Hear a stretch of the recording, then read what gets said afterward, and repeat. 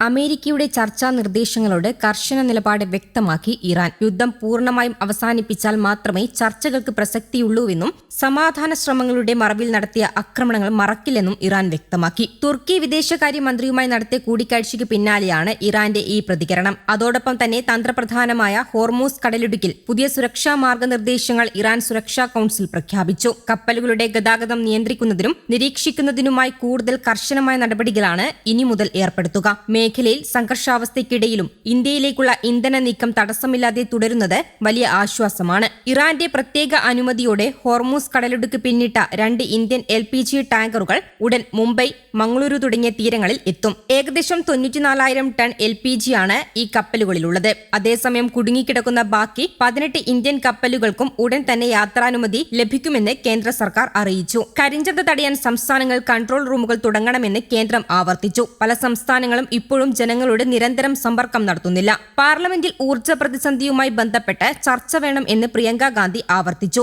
രാജ്യം ഇക്കാര്യത്തിൽ ഒറ്റക്കെട്ടാണെന്നും പ്രിയങ്ക ഗാന്ധി വിശദമാക്കി. കഴിഞ്ഞ ആഴ്ചയിൽ ജാഗ്വസന്ത്, നന്ദാദേവി, ശിവാലിക് എന്നീ കപ്പലുകളിൽ LPG രാജ്യത്ത് എത്തിയിരുന്നു. നിലവിൽ ഹോർമൂസ് കടലിടുക്കിലുള്ള കപ്പലുകളുടെ നീക്കം കേന്ദ്രം തുടർച്ചയായി നിരീക്ഷിക്കുന്നുണ്ട്. അറബിക്കടലിലടക്കം നാവികസേന നിർണായക പങ്കാണ് ഈ കപ്പലുകളുടെ നീക്കത്തിൽ വഹിക്കുന്നത്. ഓപ്പറേഷൻ ഊർജ്ജ സുരക്ഷയുടെ ഭാഗമായി ഹോർമൂസ് കടലിടുക്കിലും കപ്പലുകൾക്ക് നാവികസേന നിർദ്ദേശം നൽകുന്നുണ്ട്. നേരത്തെ ഓപ്പറേഷൻ സങ്കൽപ്പിലും ഇന്ത്യൻ നാവികസേന കൃത്യമായ പങ്ക് വഹിച്ചിരുന്നു. അതേസമയം പശ്ചിമേഷ്യയിലെ സംഘർഷ ഭൂമിയിൽ പുതിയ അധ്യായങ്ങൾ എഴുതപ്പെടുമ്പോൾ ഇസ്ലാമിക് റവല്യൂഷണറി ഗാർഡ് കോർപ്സ് വീണ്ടും ശക്തമായ പ്രതിരോധത്തിന്റെ പ്രതീകമായി ഉയർന്നു നിൽക്കുകയാണ്. രാജ്യത്തിന്റെ തെക്കൻ തീരത്ത് നടന്ന പുതിയ സംഭവ വികാസങ്ങൾ ഇറാന്റെ സൈനിക തയ്യാറെടുപ്പിന്റെയും ജനകീയ പങ്കാളിത്തത്തിന്റെയും ശക്തിയെ ലോകത്തിനു മുന്നിൽ തെളിയിക്കുന്നതാണ്. IRGCയുടെ ഗ്രൗണ്ട് ഫോഴ്സിനൊപ്പം ബാസിറ്റ് സേനയും ഹോർമോസ് ഖാനി സ്വദേശികളും ചേർന്ന് നടത്തിയ ഏകോപിത നീക്കത്തിൽ 5 ഹെർമിസ് ഡ്രോണുകൾ തകർത്തുവെന്ന പ്രഖ്യാപനം സാധാരണ സൈനിക വിജയത്തേക്കാൾ ഏറെ വലിയ രാഷ്ട്രീയ സന്ദേശമാണ് നൽകുന്നത്. ഈ സംഭവത്തിന്റെ പ്രാധാന്യം മനസ്സിലാക്കാൻ അതിന്റെ പശ്ചാത്തലത്തിലേക്ക് നോക്കേണ്ടതുണ്ട്. പശ്ചിമേഷ്യയിലെ ശക്തി സമവാക്യങ്ങൾ ഏറെ നാളായി മാറ്റങ്ങളിലൂടെ കടന്നുപോകുകയാണ്. അമേരിക്കയും ഇസ്രായേലും ഉൾപ്പെടുന്ന സഖ്യത്തിന്റെ നീക്കങ്ങൾക്കെതിരെ ഇറാൻ സ്വീകരിച്ച നിലപാട് പ്രതിരോധമെന്നതിലുപരി തങ്ങളുടെ ഭൗമരാഷ്ട്രീയ സ്വാധീനം ഉറപ്പിക്കുന്നതുമാണ്. ഈ സാഹചര്യത്തിൽ റമദാൻ യുദ്ധം എന്ന പേരിൽ വിശേഷിപ്പിക്കപ്പെടുന്ന ഈ ഘട്ടം ഒരു സാധാരണ സൈനിക ഏറ്റുമുട്ടൽ മാത്രമല്ല, ആശയപരവും രാഷ്ട്രീയപരവുമായ പ്രതിരോധത്തിന്റെ പ്രതിഫലനവുമാണ്.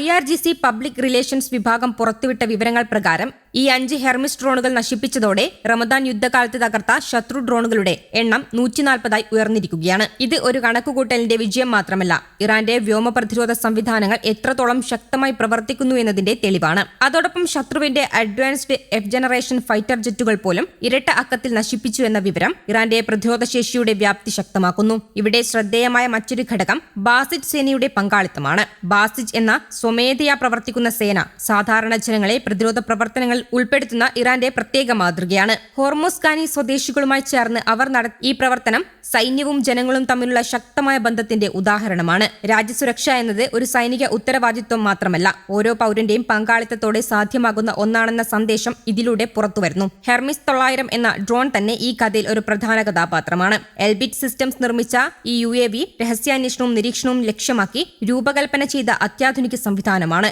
മണിക്കൂറുകളോളം ആകാശത്ത് നിലനിൽക്കാൻ കഴിയുന്ന ശേഷി, ഉയർന്ന റെസല്യൂഷൻ സെൻസറുകൾ, തന്ത്രപരമായ ഡാറ്റാ ശേഖരണം എന്നിവയിലൂടെ ഇത് യുദ്ധഭൂമിയിലെ ഒരു നിർണായക ഉപകരണമാകുന്നു. ഏകദേശം $10 മില്യൺ വില വരുന്ന ഈ ഡ്രോൺ സാങ്കേതികമായി മുന്നിട്ട് നിൽക്കുന്ന ഒരു പ്ലാറ്റ്ഫോം ആയിരിക്കുമ്പോഴും ഇറാന്റെ പ്രതിരോധ സംവിധാനങ്ങൾക്ക് മുന്നിൽ പരാജയപ്പെടുന്നത് സാങ്കേതിക യുദ്ധത്തിൽ പോലും തന്ത്രപരമായ മികവ് എത്ര പ്രധാനമാണെന്ന് തെളിയിക്കുന്നു. News desk, Kerala Kaumudi.